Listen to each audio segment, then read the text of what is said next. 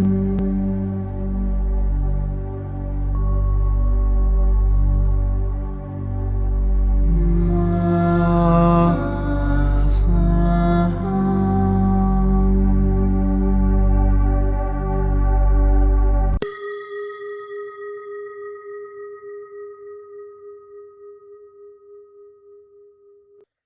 qui suit est la transcription d'un échange entre Mathias De Stefano, désigné ici comme moi, et son soi supérieur, désigné comme je suis. Dans cette capsule, la voix féminine incarnera le moi, tandis que la voix masculine représentera le je suis.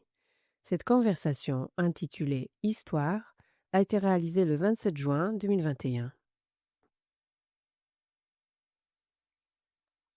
J'ai apprécié ce que tu as dit, à savoir que lorsque nous changerons notre perspective sur le monde, que nous cesserons de vivre la vie comme une succession de processus qui doivent s'achever pour pouvoir nous reposer, et que nous commencerons à la vivre comme un processus constant d'innovation, nous pourrons vivre le paradis ici et maintenant. Je pense que c'est important de le reconnaître, car cela nous donne du pouvoir dans chaque acte que nous accomplissons. Vous avez longtemps projeté les choses à l'extérieur, en cherchant l'harmonie dans des situations futures, dans des réalités extérieures, divines et intangibles. Il est temps de commencer à voir la réalité sous un angle moins optimiste. Dans quel sens? L'espoir est l'attribut de l'attente. Il place les attentes dans l'extérieur, dans l'avenir, en laissant à des forces extérieures le soin de résoudre les circonstances, presque comme une sorte de délégation à un pouvoir suprême qui décidera de nos destins. L'espoir est un code utile pour la rêverie des poissons, mais il n'est pas pratique pour l'innovation des signes d'air comme les Gémeaux et le Verseau. L'espoir est remplacé par la réalisation, par la responsabilité, c'est-à-dire la capacité à apporter une réponse. C'est pourquoi, si tu veux que quelque chose se produise, tu dois le faire toi-même. C'est la clé de l'avenir que nous commençons à vivre. Ne pas attendre que l'autre fasse ce que nous souhaitons, mais le faire nous-mêmes. C'est quelque chose qu'il faut travailler dès aujourd'hui, car en déléguant nos responsabilités aux autres, nous tombons souvent dans l'impuissance. C'est ce que j'ai ressenti ces derniers temps. Déléguer n'est pas une mauvaise chose, car cela facilite le travail en réseau. Le problème, c'est de déléguer entièrement son pouvoir et ses capacités à l'autre. Les sociétés se sont organisées de telle manière que, sous prétexte que chacun est responsable de sa vie, elles finissent par ne plus l'être, mais aboutissent à des vies égoïques, axées sur la survie personnelle, où il n'y a pas de délégation coordonnée pour soutenir l'ensemble. C'est pourquoi il est fondamental de travailler la responsabilité en reconnaissant qu'il n'existe aucun échappatoire à l'évolution ni à l'accélération d'un processus visant à atteindre un lieu spécifique. Il n'y a pas d'objectif. L'objectif, c'est de vivre. Et chaque moment de stabilité n'est rien d'autre qu'un point neutre dans une onde éternelle. Comme nous l'avons dit, l'innovation, c'est vivre la constante du nouveau. Et chaque pas que nous faisons dans la vie nous mène vers une nouvelle expérience. Reconnaître cela nous aidera à voir qu'il n'y a pas d'autre objectif que le chemin lui-même, dans l'apprentissage constant, ce qui nous apporte la sagesse, et c'est cela qui écrit notre histoire. Notre histoire. Que pouvons-nous considérer comme de l'histoire? S'agit-il des choses qui se sont passées? Au fil du temps, le concept d'histoire a été attribué au passé, à quelque chose qui s'est déjà produit. Mais j'aimerais que nous changions également notre point de vue à ce sujet. Et pour le comprendre, nous devons nous tourner vers son étymologie. Le mot histoire vient du grec historia, bien que la formation de ce terme soit bien plus complexe. Historia vient du verbe indo-européen veid, qui signifie voir. Le mot voir impliquait une image, quelque chose d'observable, qui pouvait également se manifester dans l'esprit par le biais de l'imagination, en créant des images mentales. C'est pourquoi Veid ne décrivait pas seulement le verbe voir, ce qui se trouvait à l'extérieur, mais aussi la capacité de voir ce qui se trouvait à l'intérieur, donnant ainsi naissance au mot idée.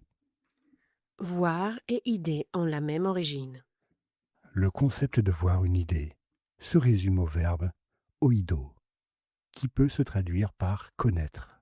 Autrement dit, si tu as vu quelque chose, tu en as désormais l'image mentale, et cela fait donc partie d'une idée. C'est logique. Le verbe a évolué pour devenir un synonyme de savoir.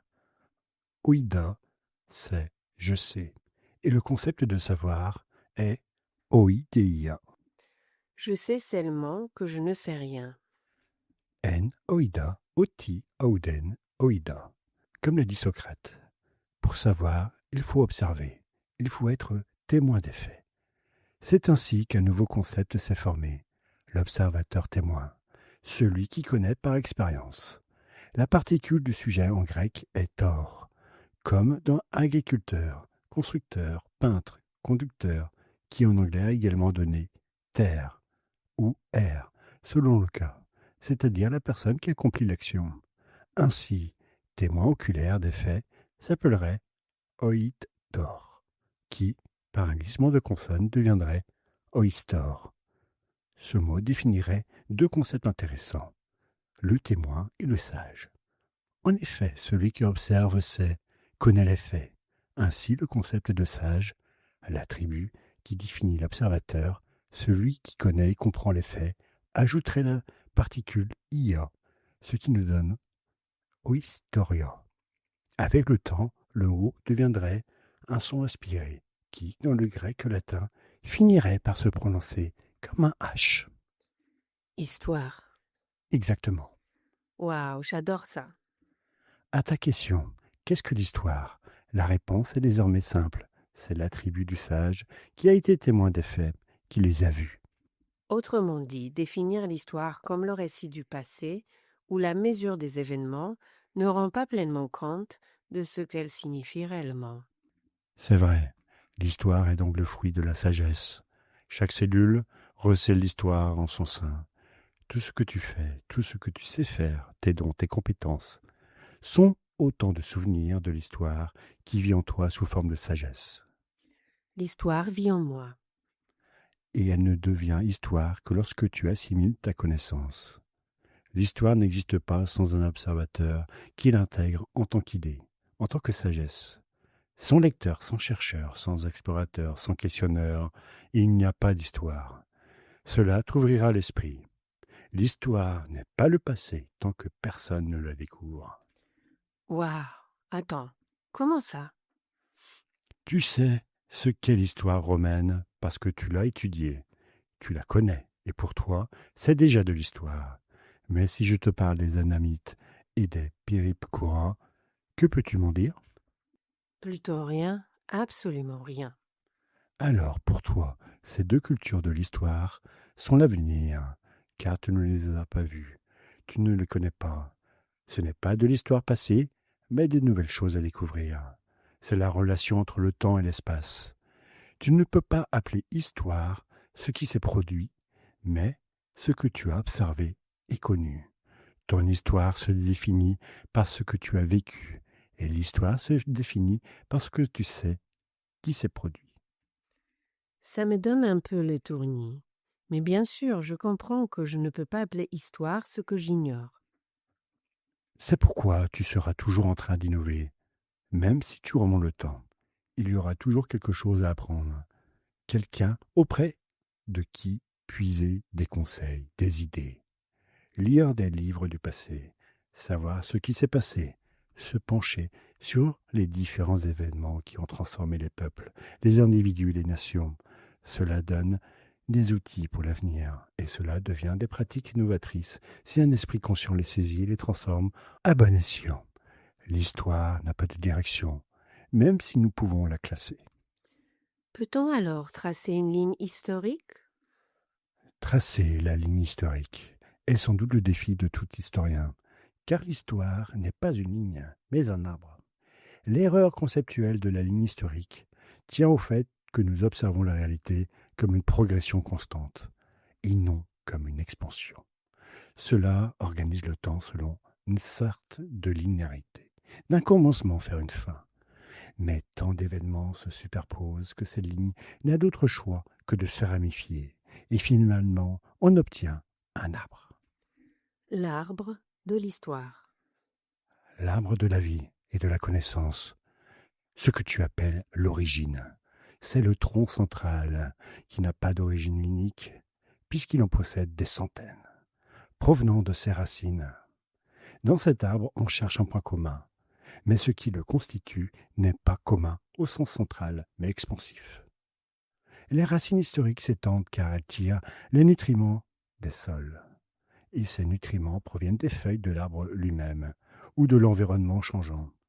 Ainsi, l'histoire est un cycle dans lequel le futur et le passé, la cime de l'arbre et sa racine, interagissent en se nourrissant mutuellement. Ce qu'il est toutefois possible de faire, c'est de définir des périodes historiques. Les historiens s'efforcent de définir ces périodes à l'aide de noms liés aux événements marquants et connus de chaque période, le tout étant replacé dans une perspective chronologique. De Chronos, dieu grec du temps. La chronologie des événements est déterminée par deux facteurs principaux, la mesure du carbone dans la Terre et la vitesse de la lumière dans l'espace. La vitesse de la lumière nous aide à savoir depuis combien de temps certaines étoiles se sont allumées, ce qui peut aider à déterminer leur distance et le moment où elles ont commencé à briller. Ainsi, en remontant au plus profond de l'espace et en considérant la vitesse de la lumière la plus éloignée, on peut estimer, bien qu'imprécisément, le temps que la lumière met à parcourir l'espace. Cela a permis d'établir que l'univers est visible à environ 13 700 millions d'années. Et la Terre? Eh bien, passons au système solaire. Vieux d'environ 4 570 millions d'années, moment où le Soleil est apparu, puis, à peine 30 millions d'années plus tard, il y a 4 540 millions d'années, la Terre. L'histoire de la Terre se divise en 4 grands éons, ou ères, appelés ADN, Archéenne, Protérozoïque et Phanérozoïque. Que s'est-il passé au cours de chacune d'elles? Au cours de l'ADN, entre 4540 et 4000 millions d'années, un événement fondamental pour la vie s'est produit, la formation de la Lune. Cela a entraîné une force gravitationnelle apposée qui a conduit au refroidissement de la planète, à la formation des océans, ainsi qu'à des courants volcaniques.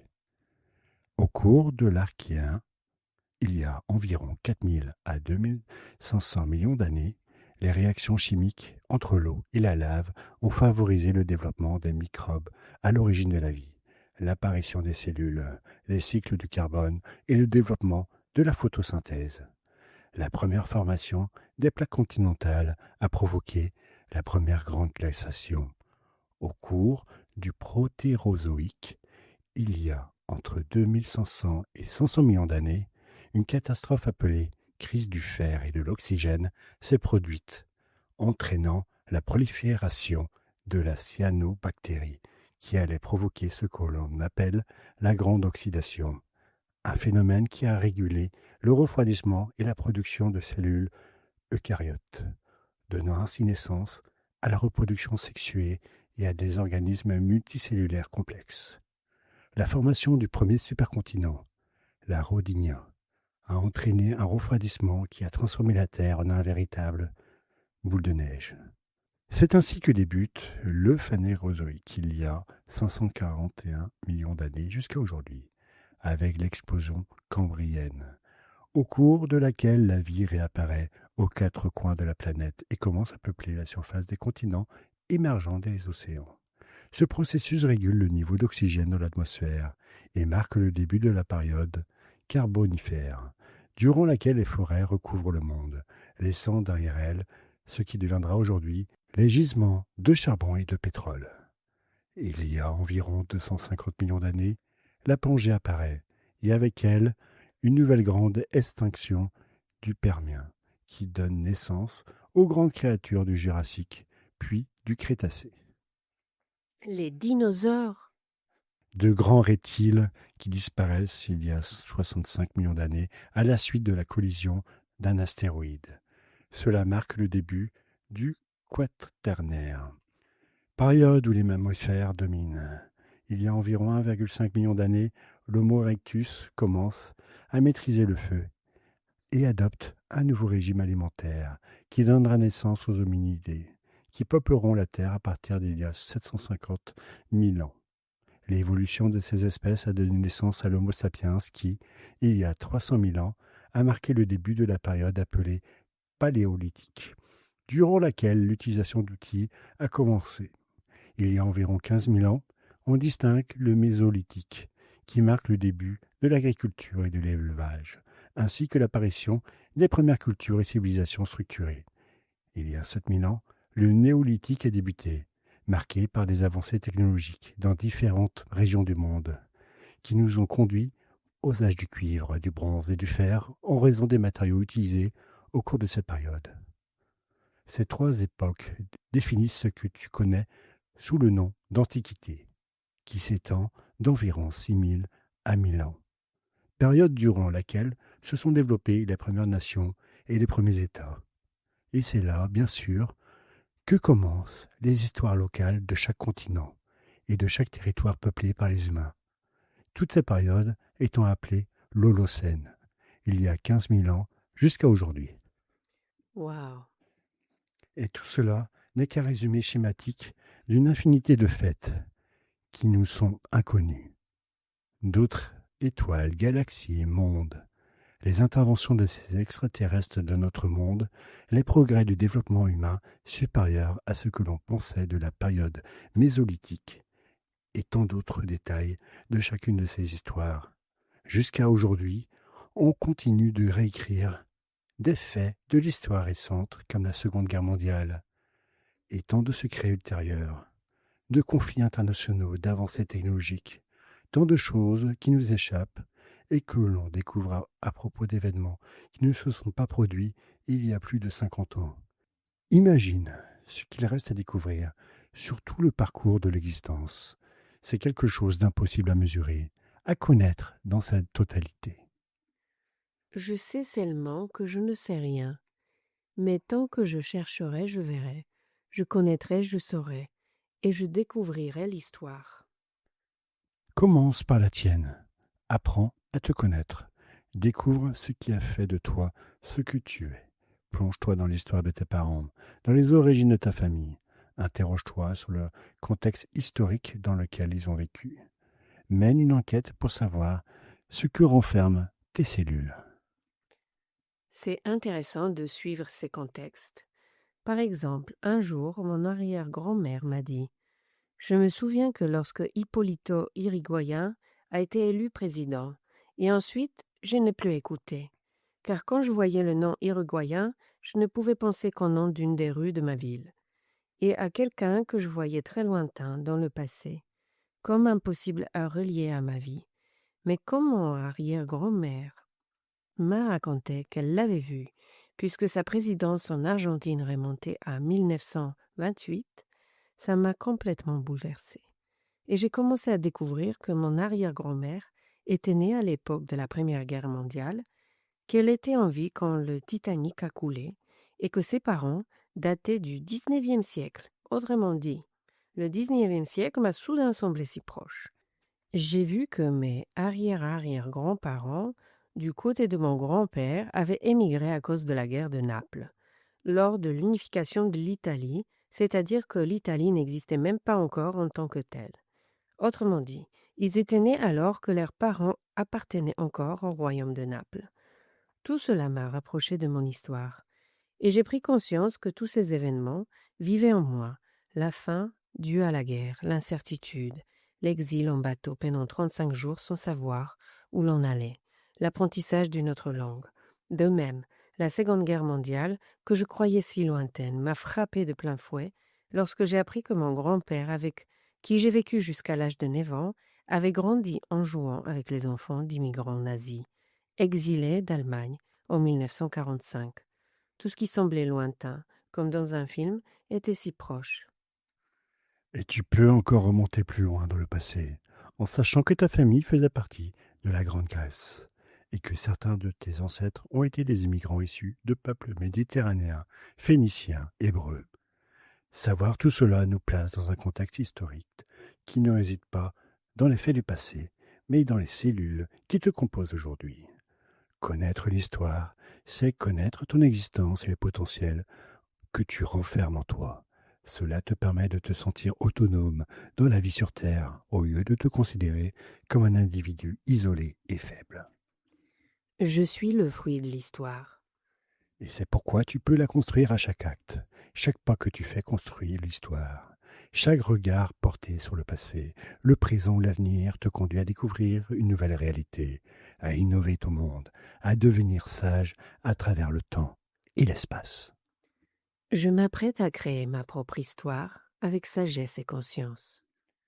Tu es l'histoire, et c'est pourquoi tu es vivant et que tu construis l'avenir.